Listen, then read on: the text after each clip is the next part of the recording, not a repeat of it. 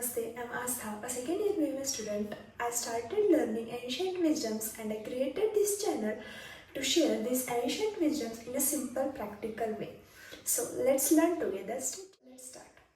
Ancient wisdom's Ayurveda मतलब हमें सबसे पहले आता है नाड़ी परीक्षण। नाड़ी देख के वैद्य बता देते हैं कि कहाँ डिसीज है, कहाँ कुछ खराबी है हमारे शरीर में। ये सब बस जस्ट वो नाड़ी। तो आप सबको भी लगता होगा कि कैसे बता देते हैं, और मुझे भी लगता था पहले कि बस नाड़ी देख के सब कैसे बता सकते। हमारे आयुर्वेद में एक श्लोक है, दोष धातु मलमूलम ही शरीरम।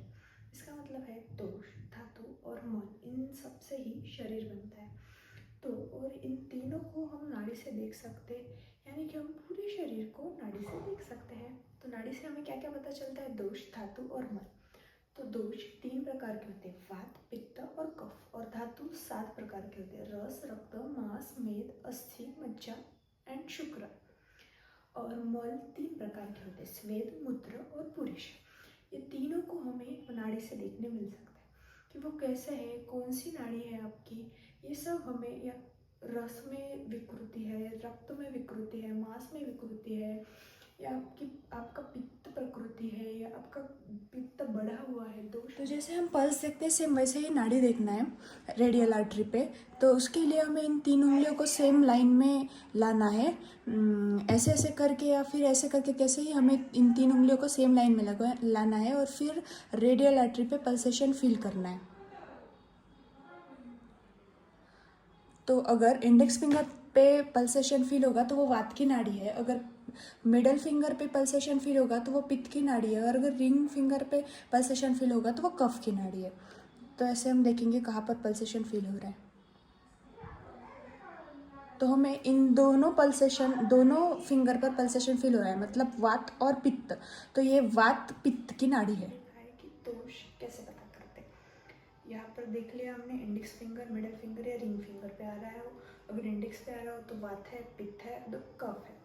और प्रकृति और दोष अलग होते हैं। दोष मतलब हमारे शरीर में अभी कौन सा दोष से हमें, या हम अगर डॉक्टर के पास जाते हैं तो हमें एसिडिटी हुई है, डायबिटीज़ हुआ है, जॉन्डिस हुआ है, अलग अलग रीजन से जाते हैं। तो उसके लिए कौन सा दोष रिस्पॉन्सिबल है? वात है, पित्त है या कफ है? जैसे एसिडिटी के लिए पित्त इम्पॉर्टेंट है, पित्त दोष लगता है।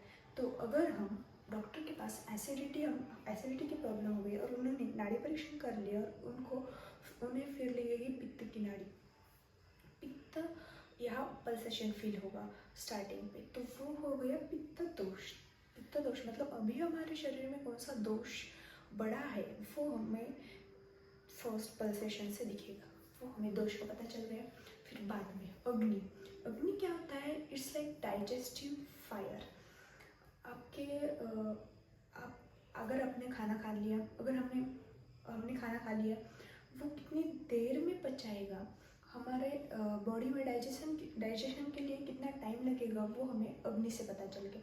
3 प्रकार की अग्नि होती है, मंदाग्नि, समाग्नि और तीक्ष्णाग्नि। मंदाग्नि मतलब स्लो डाइजेशन, समाग्नि मतलब नॉर्मल डाइजेशन, और तीक्ष्णाग्नि मतलब फास्ट डाइजेशन होता है। अग्नि कैसे पता चलेगी? हमने यहाँ पर रख लिया, फिर प्रेस किया, थोड़ा प्रेस, अगर बस हाथ रख के और थोड़ा प्रेस किया और अगर बंद हो गई नाड़ी तो वो होती है मंदाग्नि। अगर थोड़ा प्रेशर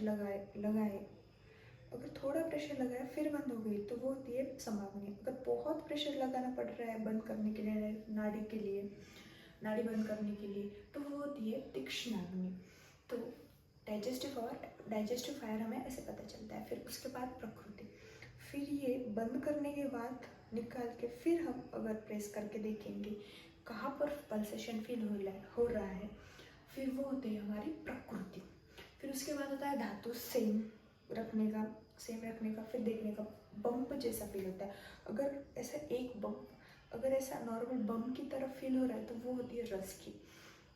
और अगर मिडिल फिंगर पे साथ ऐसा बम जैसा फील हो रहा है तो वो होते हैं रक्त। अगर फर्स्ट 2 फिंगर्स पे फील हो रहा है तो वो होता है मांस। फिर सेकेंड और थर्ड फिंगर पे हो रहा है तो वो होता है मेद। अगर फर्स्ट और थर्ड हो रहा है तो वो अस्थि, और तीनों को हो रहा है तो वो मज्जा। और अगर बम फील हो ही नहीं रहा है तो वो होती है शुक्र, धातु की नाड़ी। उसके बाद मोल हम रिंग फिंगर के लास्ट पे देखते हैं।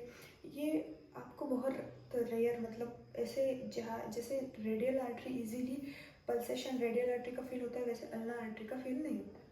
तो फिर इससे हम मल देखते हैं, स्वेद, मुद्रा और पुरुष कौन सा है वो। अगर फर्स्ट पे हो रहा है तो स्वेद, सेकेंड मुद्रा और थर्ड पुरुष की नाड़ी। तो ऐसे हम नाड़ी देख सकते हैं और फिर ये तीनों को कोरिलेट करके हम डायग्नोसिस कर सकते हैं। इस video like, subscribe and share. इसके नेक्स्ट वीडियो में हम इसके डिटेल दोष के, प्रकृति के और मल के डिटेल में कैसे डिसीज फॉर्म होते हैं, कैसे आइडेंटिफाई करना है, ये सब हम देखेंगे। बाय।